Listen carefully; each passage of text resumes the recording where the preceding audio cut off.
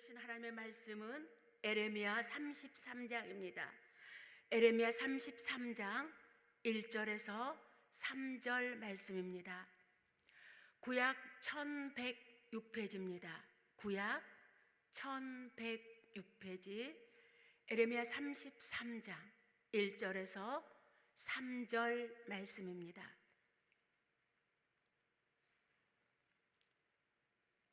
교독하도록 하겠습니다. 에레미야가 아직 시대 뜰에 갇혀 있을 때에 여호와의 말씀이 그에게 두 번째로 임하니라. 이르시되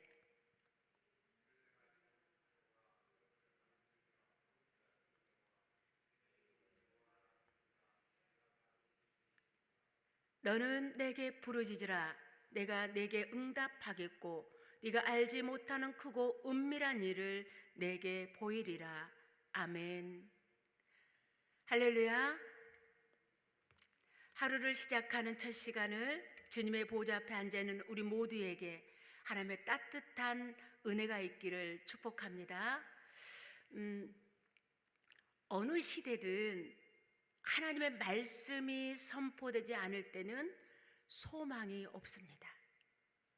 영적인 문제뿐만 아니라 도덕적으로 그렇고요, 정치적으로도 그렇고 사회적인 모든 영역에서 소망이 보이지 않는 위기의 상황인 것입니다.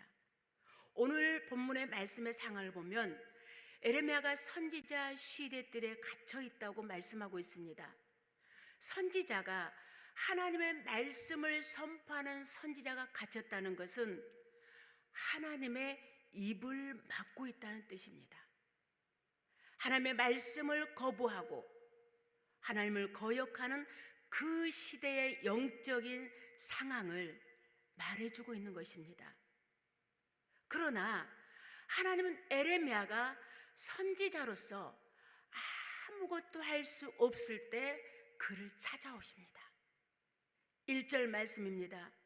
에레미야가 아직 시대 뜰에 갇혀 있을 때에 여호와의 말씀이 그에게 두 번째로 임하니라 그랬어요. 첫 번째 말씀은 우리가 32장 말씀을 참고하시면 됩니다. 이때 상황이 언제냐? 지금 바벨론 군대가 들어와서 예루살렘 성을 포위하고 지금 조국 예루살렘이 멸망을 눈앞에 두고 있는 상황 속에서 에레미야가 갇혀 있는 상황입니다. 여기서 갇히다와 임하다 이 단어는 현실적으로 서로 어울리지 않은 단어입니다. 갇혔다는 것은 뭡니까? 모든 것이 막힌 상황입니다. 그런데 거기에 그곳에 하나님의 말씀이 임했습니다. 인간적인 눈으로 보면 이 갇힌 상황은 모든 것이 끝난 것 같지만 하나님이 보시기에는 그것은 끝난 것이 아닙니다. 왜 그럴까요? 아무리 사방에 갇힌 것 같은 상황에도 하나님의 말씀이 그곳에 임하면 소망이 있기 때문입니다.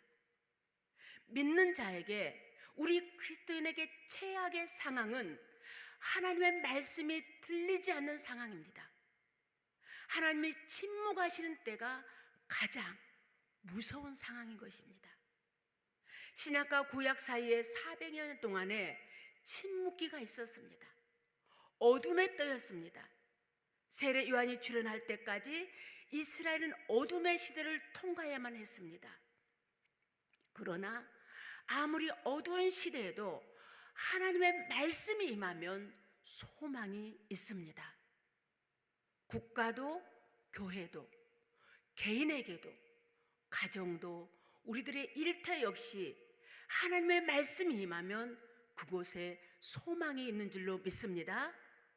그렇다면 하나님께서 에레미야 선지자에게 무엇을 말씀하셨을까요? 먼저 절망의 자리에서 기도의 자리로 나오라고 말씀합니다. 33절 우리 말씀을 함께 읽겠습니다. 시작. 너는 내게 부르짖으라. 내가 내게 응답하겠고 네가 알지 못하는 크고 은밀한 일을 내게 보이리라. 할렐루야. 새번역 성경이 이렇게 말씀하고 있습니다. 네가 나를 부르면 내가 너에게 응답하겠고 너가 모르는 크고 놀라운 비밀을 알려주겠다고 말씀하고 있습니다. 그렇습니다. 하나님께서는 에레미야 선지자에게 말씀을 뭐라고 하셨냐? 부르짖으라고 말씀합니다. 이 말씀은 기도하라는 말씀입니다. 왜 기도하라고 하셨습니까? 그 시대가 절박한 상황이기 때문입니다. 우리 인간은요, 언제 부르짖게 되냐면요, 절대적인 한계에 부딪혔을 때 부르짖게 되어 있습니다. 예를 들면 불이 났어요. 그러면 불 났어요 이렇게 속삭이면서 말하는 사람이 있을까요? 아닙니다. 불이야 이래야 되는 거예요. 부르짖어야 돼요. 위험한 상황이 걸렸습니다. 그러면 살려주세요 이럴 사람은 아무도 없습니다. 절박하게 살려주세요 나의 위험을 알려야 되잖아요. 이렇게 인간은 절대적인 한계에 부딪혔을 때 부르짖게 되는 거예요. 시편에도 부르짖는다는 단어가 많이 나와요. 위급하거나 어려움에 처해졌을 때 자유표현된 상황이 부르짖는 것입니다. 한 예로 시편 86편 7절에 이렇게 말씀하고 있습니다. 저 사람이 아니에요. 나의 환난 날에 내가 주께 부르짖으려니 주께서 내게 응답하시리라. 할렐루야. 학자들에 의하면 에레미야의 기질은 우울증의 기질을 가졌다고 해요. 그는 매사에 심각하고 침통하고 우울하고 쉽게 움츠러드는 사람이 에레미야였어요. 그런데 언제 나갈지 모르는 이 어두운 감옥에 갇혀 있으니 어땠을까요? 더 침울해 있었을 거라는 상황입니다. 사람은요, 오랫동안 문제가 해결되지 않으면 어느 순간 그 문제를 수용해 버립니다. 예를 들면 자신이 중병에 걸렸다는 사실을 알았을 때 처음에는 내가 왜 이렇게 분노한다고 그래요. 그런데요, 시간이 흐르면 나는 어찌할 수 없어 이렇게 수용해 버린다 그럽니다. 에레미야도 아마 이런 수용당에 있었을 것이다. 이런 수용 단계에 있었던 이 에레미야가 이 밖으로 나가리라는 소망을 포기해버린 무기력한 상태에 있었을 거라는 겁니다. 이럴 때 우리 인간은 가장 무서운 건 뭐냐면 기도할 엄두조차 내지 못한 것이 우리 인간이라는 거예요. 하나님께서 그럴 때에 에레미야에게 부르짖으라고 말씀하신 것도 이런 같은 맥락이라는 사실입니다. 에레미야 기질을 잘 아시는 하나님께서 그에게 부르짖으라고 말씀하십니다.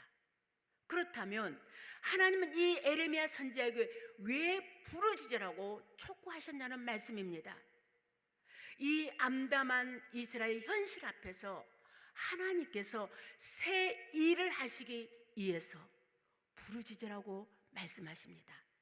하나님은 우리로 하여금 먼저 기도하게 하신 뒤에 하나님의 일을 이루어 가십니다. 기도는 하나님의 역사를 일으키는 출발점이기 때문입니다. 가장 무섭고 절망적인 상태는 감옥에 갇혀 있는 것이 아니라 기도가 중단된 것입니다. 그러므로 너는 내게 부르짖으라고 말씀은 단순히 기도하는 의미를 넘어서 너의 태도를 바꾸라는 요청입니다. 소극적인 자세에서 구하고 찾고 두리는 적극적인 자세로 바꾸라는 뜻입니다. 하나님은 에레미야에게 오랫동안 절망적인 상황에 익숙해진 삶을 털고 일어나라고, 소리쳐서 살려달라고, 그러면 살 것이라고, 문제는 너의 안에 있다고 지금 말씀하고 계신 것입니다. 그러므로 기도가 응답되고 안 되는 것보다 더 중요한 것은 기도를 한다는 것입니다. 기도를 해야 한다는 말씀입니다. 감옥에서 나오고 안 나오고 중요한 것이 아니라 기도의 자리로 나와서 기도하는 것이 더 중요하다는 사실입니다. 우리가 그렇게 기도할 때에 하나님은 어떻게 하시냐는 거죠. 오늘 말씀합니다. 크고 놀랍게 응답하겠다고 약속하십니다. 할렐루야. 세번역 성경은 뭐라고 말씀하셨습니까? 너가 알지 못하는 놀라운 비밀을 말해주겠다고 말씀하고 있습니다. 그렇습니다.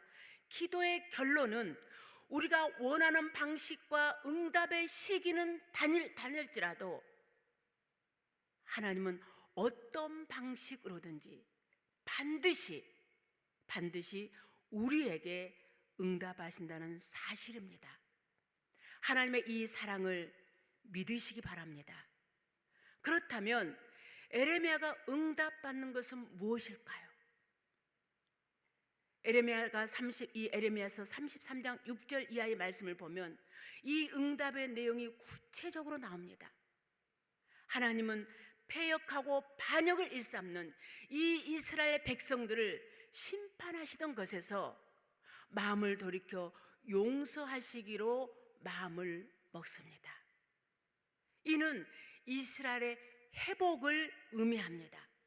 7절 말씀을 보면 하나님께서는 이 폐허가 된 이스라엘을 다시 번영과 안정을 되찾고 처음과 같이 영광스럽게 회복시키겠다고 약속하고 있습니다. 더 나아가 9절 말씀에서는 회복함으로 말미암아 기쁨과 즐거움 그리고 감사의 찬양 소리가 넘쳐나게 될 것이라고 말씀합니다. 상상을 지금 현실로 봐서는 이 상상을 초월한 응답을 약속하시는 것입니다. 그냥 일으켜 세우는 정도가 아니라 열방 가운데 높이 들어서 세우시겠다고 말씀합니다. 그렇습니다.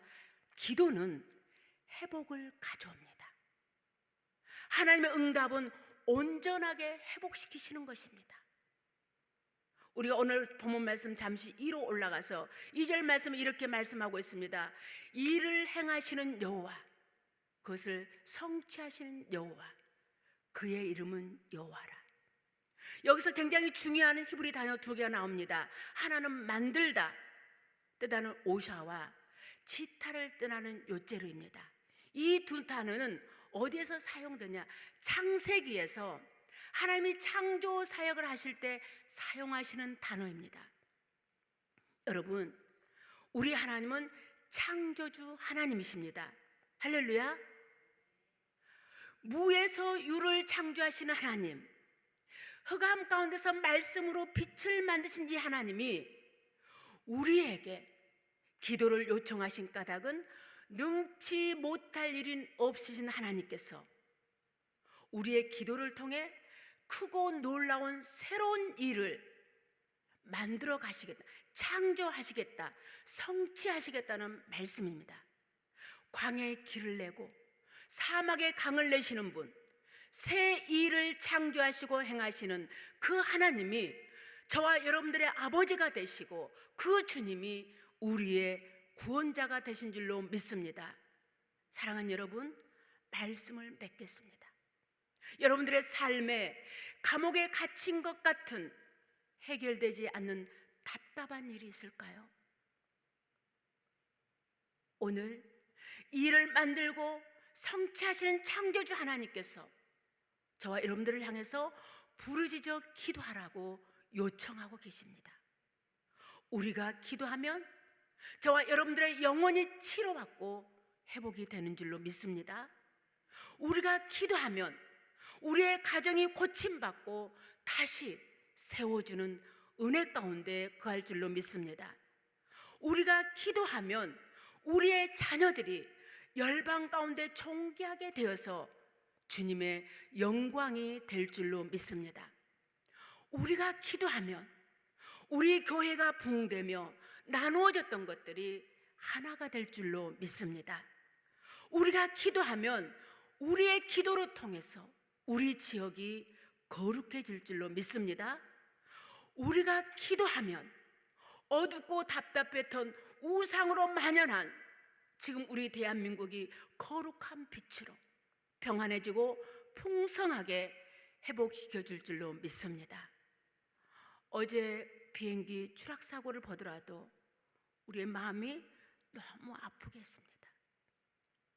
정말 너무 답답해서 말이 안 나오잖아요. 이런 상황을 우리의 힘으로 어찌 감당할 수 있겠냐는 거예요. 하나님께서 회복시키지 않으면 안 된다는 사실입니다.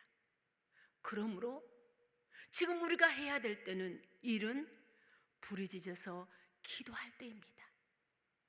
사랑하는 여러분, 우리 모두 부르짖어 기도함으로 날마다 새 일을 이루시는, 날마다 창조하시는, 지금도 살아계셔서 일하고 계시는 하나님의 은혜를 누리시기를 간절히 바랍니다. 저와 여러분들이 기도함으로 이 회복의 풍성한 삶을 누리는 복된 삶이 되시기를 주님의 이름으로 축복합니다. 사랑과 은혜가 많으신 아버지 하나님, 오늘도 우리의 단잠을 깨워주시고 주님의 거룩한 보좌 앞으로 우리들을 인도하여 주심을 감사합니다. 오늘도 우리에게 산하를 주시고 새 일을 창조하실 그 주님을 기대하며 기도하며 나아갑니다. 하나님, 오늘 우리들에게 감옥에 갇힌 것 같은, 나의 힘으로는 감당할 수 없고 나의 힘으로는 해결할 수 있는 답답함이 있을지라도 오늘도 일하시는 그 주님 앞에, 우리를 향해서 부르짖으라고 요청하시는 그 주님 앞에 이 시간도 기도하며 나아갑니다. 주님, 우리가 기도하실 때에 우리의 기도를 들으시고 우리의 기도에 응답하신다고 약속하신 하나님, 오늘도 우리가 기도할 때마다 하늘문을 여시고 그 기도의 자리에 임재하시고 응답하여 주시옵소서. 우리의 기도를 통해서 우리의 가정이 살고 우리의 일터가 살고 우리 교회가 살고 이 지역이 살고 이 나라의 인민족이 살아나는 아버지 은혜를 베풀어 주시옵소서. 뿐만 아니라 우리 각 개인의 기도에 아버지, 우리가 기도할 때마다 하나님의 놀라운 은혜로 응답으로 열매로 부어주실 걸 믿사옵고 감사드리며 예수님의 이름으로 기도드리옵나이다. 아멘.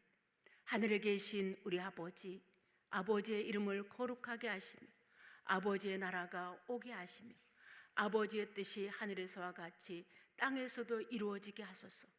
오늘 우리에게 일용할 양식을 주시고 우리가 우리에게 잘못한 사람을 용서하여 준 것 같이 우리 죄를 용서하여 주시고 우리를 시험에 빠지지 않게 하시고 악에서 구하소서.